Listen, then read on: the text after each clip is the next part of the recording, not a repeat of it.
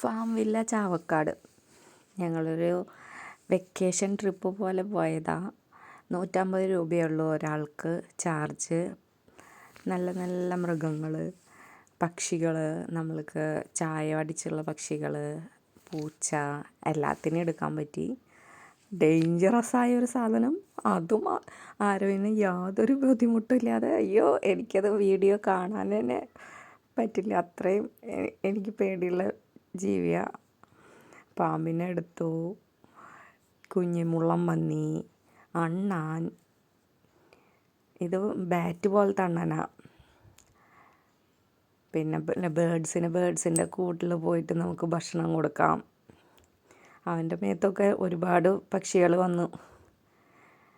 അങ്ങനെ ഞങ്ങളുടെ വെക്കേഷനിലെ ഒരു സൂപ്പർ ട്രിപ്പായിരുന്നു ചാവക്കാട് ഫാം വില്ലയിലെ.